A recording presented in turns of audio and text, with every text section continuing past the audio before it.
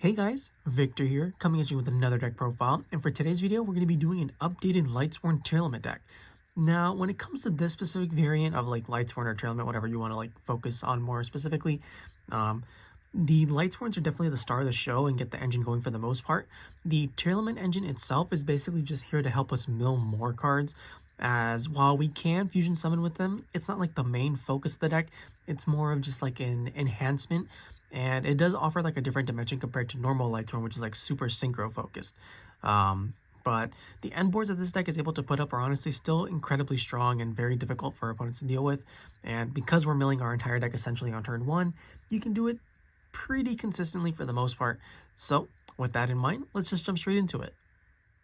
Now, as always, we're going to be starting off with the monster lineup first, and as a result, we're actually going to be focusing on the Lightsworn portion before we get to the other cards in the main deck, just because, like I said earlier, the Lightsworns are definitely the star of the show. Everything else is basically just like enhancement to allow us to mill everything more smoothly. So, as a result, we're going to be playing 3 Weiss Lightsworn Archfiend. Of all the Lightsworn monsters we play, this is the only one that we play at 3, and that's just because it's basically guaranteed to do something every single time, as it being a light fiend monster means that we have the full access to our Fiendsmith engine, which we will be playing in this deck, spoiler alert.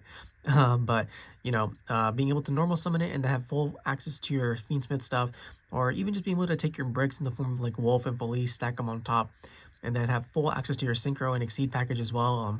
This card, it's quite literally the best Lightsworn monster, even though it doesn't really do anything that a traditional Lightsworn monster would do, being that, you know, it doesn't like, it technically doesn't mill unless you have like another card to work with it, but that's perfectly fine just because it really does get the job done in most situations. And then for the 2-ofs, we're going to be playing 2 Lightsworn Dragonlings. I really don't feel like you need more than 2 just because we do include the Tearlaments package. In a pure Lightsworn build, however, this is obviously going to be like a 3-of, and it's always more important than Weiss in most situations, just because it does allow you to access your full combo as long as you have a Lightsworn monster in the grave. But for all intents and purposes for this one, 2 is perfectly fine. And even then, like, I constantly find myself in situations where we don't even need to summon this most of the time. Like, I know that sounds weird because of how good Dragonling is, but when it comes to this specific variant, this is also more like, I don't want to say win more, but that's kind of like the vibes that the card gives off. But like, you still obviously need to play it, just because if you do end up getting hand trapped, this card is just phenomenal at just helping you continue to push. Then for the only other 2-of Lightsworn monster, instead of it being Wulf like normal, it's actually going to be 2 Felis Lightsworn Archer. So even though Felis doesn't have the added bonus of being able to activate if it's milled off of a spell, which will probably happen at some point because we do play cards like Tearlaments Scream in charge of the Light Brigade, the benefit of Felis being a tuner is honestly just like invaluable.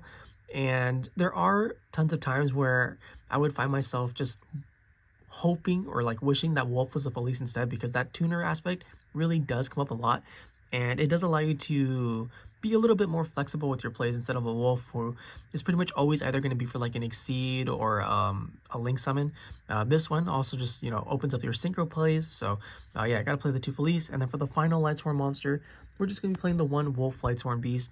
I don't feel like you need any more when you're matching these engines, just because you do want to tone down on the bricks somewhat, and even with like these slower like counts of monsters, it's still super consistent at what it's able to do. So yeah, that's it for the Lightsworn monsters. And then for the Tearlaments, we're going to be playing 3 Tearlaments Kashtira. This is going to be the only 3-of tier monster that we play in this deck, as on normal or special, it's able to mill 3 cards, and then when it's to the graveyard, it mills 2 more. Then we're also going to be playing 2 Tearlaments ReinoHeart. So unlike in a pure Tearlaments deck, where we would be playing this card at 3, ReinoHeart, while it is still a very phenomenal card, doesn't have as big of an impact as everything else. And if I'm being honest, a lot of the times we're basically just summoning ReinoHeart to send our tier caches to mill 2 more cards and then fill up our graveyard with other potential plays. But there are plenty of other times where we can just summon this and like make a fusion summon and then have like all the fodder on the board to be able to go into our link plays and whatnot. Just for the record though, for this specific variant, I opted not to play the Bahamut Toad package, just because while we can have access to dark monsters fairly easily in the form of our Exceed monsters, the main deck is honestly pretty lacking. And I also opted to just not play anything like King of the Swamp too, right? So that means you're not going to have access to cards like Tearlaments Rucolos. This is basically just there for cards like Mud Dragon, Dragostapelia, and then Kaleidoheart, which you will typically be summoning like during your opponent's turn or as like a end piece to be able to just set up an even more threatening board. But yeah, 2 ReinoHeart, perfectly fine. And then we have the 1 of Tears being the 1 Scheiren, the 1 Merrli, and the 1 Havnis. Really straightforward stuff, really simple for the most part. I don't feel like I would change much of anything. Maybe 3 ReinoHearts, but that's maybe if I focused a little bit more on the tier aspect instead of the Lightsworn portion. Because as I said earlier, the Lightsworns are going to be the star of this specific variant, and the Tearlament portion is basically just there to allow us to mill more cards. That's it for the tier monsters though, and then for just the other good monsters that we're playing, 3 Ash Blossom and Joyous Spring. If you want to beat Mulch Army, this is the card to do it. Hopefully you draw it. I know it's not always going to happen, but we just have to have that option somewhere in there because we're basically going through our entire extra deck on 1 turn anyway. So yeah, the protection that Ash Blossom offers you is just invaluable. Then for the other cards, we are of course playing the Fiendsmith engine as previously mentioned. So we got the 2 engravers, the 1 Lacrima, and the 1 Fabled Lurrie.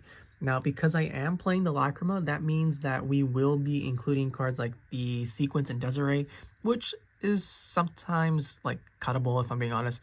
Like sometimes we play it, sometimes we don't. It really depends on what this deck is trying to accomplish. And we basically just need the Lacrima to be able to ensure that we have enough light fiends in the graveyard to be able to take full advantage of those cards. And even without the Lacrima though, like we do play triple Weiss, so it's not like it's impossible to get the necessary fodder. It's just Lacrima does give us that little extra bit of consistency that the deck is sorely lacking when it comes to having access to light fiends outside of like drawing Weiss or having 2 monsters on the field for Moon. So yeah, you got to include. And then because we are also playing, you know, the Sequence and the Requiem, that does mean that we get a little bit more value out of the recycling power that Lacrima has, being that it's able to, you know, summon itself back, recycle monsters, then bring out a monster from your graveyard, and just continuously ensure that you have some kind of presence on the board. And then for the final monster, we're playing the 1 Mudora because you need to have at least 1 shuffler to ensure that when you do proceed to mill every single card in your deck, your opponent doesn't just pass turn and then deck you out. But yeah, with that, that's the monster lineup, and now we can finally move on to the spell and trap portion. Now that we're on the spell and trap portion of the video, we're of course going to be playing 3 Charge of the Light Brigade. You know, you activate it, you mill 3 cards for cost, and then you search out any Lightsworn monster. It basically gives you full access to your entire engine just off of this 1 card resolving. However, it does come with its downsides, being that because it mills for cost, that means it will not trigger any of your Tearlament cards. So your spells, traps, monsters, whatever, none of them will be able to be activated if they're milled by Charge of the Light Brigade. And if you happen to mill Felis, as stated previously, it will not be able to special summon itself because it has to be milled by a monster effect. But even so, the upside of this card resolving just completely outweighs the downsides that this card provides. So you definitely got to play 3 of it. Then for the only other 3 of spell in the deck, we're playing 3 Primeval Planet Perlereino. You activate it, you search your tiers, pop cards, boost your tiers and your fusions. However, even though I currently play 3, there is an argument for you being able to just play 1, as this card is extremely searchable off of just your basic Lightsworn combo, as you will be summoning cards like Visa's Amritara at some point, which means on special summon you're able to search out any spell or trap that mentions Visa's Starfrost, and Primeval Planet is one of those, right? So as long as you don't like end up milling your 1 copy pretty early on in the turn, which isn't like the most impossible thing to do, unless you're like really unlucky. You can get away with just playing 1, but I'd rather play the 3 just to be safe. And then if your opponent somehow breaks your board, this is obviously like another incredible card just to be able to top deck and get your combo started all over again. So yeah, 3 planet, but like I said, there is a case for you being able to play 1 or maybe even 2. So yeah, then for the 2-Os, we're just playing 2 Tearlaments Scream. Now, while Scream is still a phenomenal card because it's able to mill 3 more cards and then lower all your opponent's monsters attack by 500, it's also one of those that's just not really needed, I guess, to put it nicely. Like, it's still, like I said, it's still a great card just because it offers you more consistency when you open up with your tier heavy package instead of your Lightsworn portion. And much like Planet, it is also searchable, and then it also searches out your Tearlament traps. But even without this card, we're still basically milling our whole deck every single time. So while it is kind of a win more card in a lot of situations, this also makes like your really bad hands at least playable somewhat as long as you have a tier card. So that's why I opted to play 2 instead of 3 or even 1. So it's not the best card, but it's also not the worst card. Then for the other 2-Os, we're playing 2 Triple Tactics Talent. Hand traps are everywhere. Talents just completely demolishes decks that rely on hand traps entirely. And even if you're not ripping apart your opponent's hand, and gaining full knowledge of what they're playing. Taking monsters and drawing 2 cards can sometimes just straight up win you the game right then and there, depending on what the results end up. That's it for the 2-ofs though, and then for the 1-ofs, we got the 1 Foolish Burial, the 1 Tearlaments Grief, the 1 Fiendsmith Tract, and then the 1 Call by the Grave. Really straightforward stuff, all really strong cards that help get our engine across the finish line. And that's it for the spells. And then for the traps, we're only playing 2 Tearlaments Sulliek. There's no need for Trivia Karma because we play the Visas Amritara. And then as far as like the other traps go, because this isn't a purely focused Tearlament deck, while they are still solid in their own right, they're not really like necessary, and there are some times where we just straight up don't need them as well. So yeah, 2 Sulliek to search out your tier monsters and negate monster effects is basically all you're going to need. And with that, that's the main deck. 40 cards like always, and now we can finally move on to the extra deck. Now that we're on the extra deck portion of the video, we're going to be starting off with our synchro monsters first. So as a result, we're playing the 1 Minerva, the Athenian Lightsworn. You just make this, and then it sends 2 more guys typically, and then you're going to have like another level 8 synchro or an exceed play depending on what you specifically need for the moment. And then, as if that wasn't good enough, it also mills up to 4 more cards by banishing Lightsworn monsters in your graveyard. So yeah, synchro Minerva, really good. And typically what you're going to be making after you make the synchro Minerva is Visas Amritara. Like I said earlier, on special summon, it searches out every single one of your Tearlaments spells and traps. So Planet, Scream, Sulliek, Grief, whatever. You just add whatever the situation calls for, and then just go to town from there. It does have another additional effect where you can like pop monsters in the field for all your synchros to gain 800 attack, which can be pretty useful when you're dealing with towers like monsters, but that effect doesn't really come up all that often. So this is basically just like Trivia Karma on legs for the most part. Then what you're typically going to be doing after that is you're going to be exceed summoning into your zombie vampire, as they are both level 8s. So you're going to be having your Minerva, like milling 6-ish cards. You're going to be having your Visa setting up your Tearlament plays. And then once those are all accomplished, you're going to be bringing out the zombie vampire to mill 4 more cards, and then potentially, just extend further off of what you hit. So yeah, it's a very easy combo, and it's basically like this deck's bread and butter to be able to have access to this every single time. And it's like the only real true combo that the deck has, because otherwise you're basically just going to be playing as you go. And even so, like it's still like a pretty ignorant thing to be able to do. Then for the other exceed monsters, we're playing the 1 level 4 Minerva, the Exalted Lightsworn. So this may be controversial, but of all the cards in the extra deck, this one is probably the most cuttable, just because, much like with like Tearlaments Scream, right? You're quite literally going to be milling your entire deck most of the time, and there are way better cards to summon than Minerva in most situations. The only time Minerva is coming down is basically when you're desperate and you need to hit some Lightsworn cards to be able to draw and then mill or whatever. But even so, it's a card that you'd rather have than, like, it's better to be safe than sorry, right? So you'd rather have it and not need it than need it and not have it. Then for the final exceed monster, because we are playing the Fiendsmith engine, we're playing the 1 DDD Wave High King Caesar.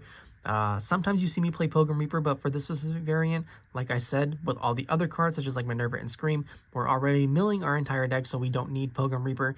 Instead, we're going to be playing the Caesar to ensure that we have protection against cards like Nibiru, which are pretty common. So, just having that built-in protection is just invaluable. And that's it for the exceeds. And then for the links, you play the 1 Fiendsmith Requiem to bring out your engravers from deck. You have the 1 Moon of the Closed Heaven to turn any 2 monsters into full Fiendsmith combo. And then because we are playing the Fiendsmith sequence, that means we are going to have access to Desiree, but we'll get to Desiree when we get there. All you need to know is sequence is the link to that fusion summons. We're playing the 1 IP Masquerena, and then the 1 SP Little Knight.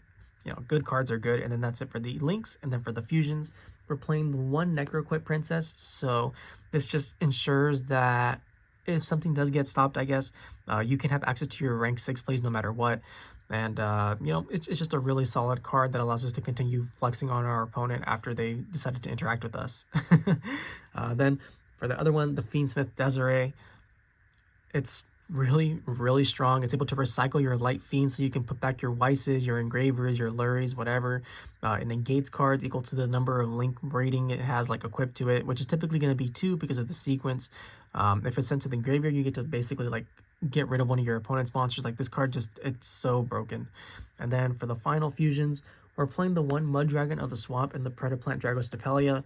So while these aren't like super important, these are basically just in here to ensure that we also just never deck out, as your typical goal is to like shuffle back, probably like a zombie vampire, for example, because it's a dark monster, into the Mud Dragon. And then with the Mud Dragon, you're going to be able to fusion summon into the Dragostapelia. And then you're just looping the cards back and forth to ensure that you never deck out. But even without that, like, these are still really good cards to just have like decent board presence to just build up your boards or interrupt your opponent's plays, as Dragostapelia is able to negate monsters, and then Mud Dragon, you can change its attribute to ensure that you don't get beat out by cards such as Imperm or Veiler. So, you know, they have their uses in addition to just, you know, making sure that we never deck out. And then for the final fusion monster, we're playing the one Tearlaments ReinoHeart. On special, it shuffles back monsters or spells or traps. It literally just shuffles back any one card in your opponent's field back into their deck, and that's on special summoned, or if an aqua is sent from deck to grave, which is going to happen pretty frequently because all your Tearlament monsters that fusion summon happen to be aqua. So yeah, and then when this card is sent to the graveyard, it's able to reborn itself back and then foolish another tier card. So it's a really great card at helping you break boards or just like prevent your opponent from playing by bouncing back key resources. And with that, that's the deck profile. I hope you guys enjoyed it. If you did, please feel free to like, comment, subscribe, and I'll catch you guys next time. See ya!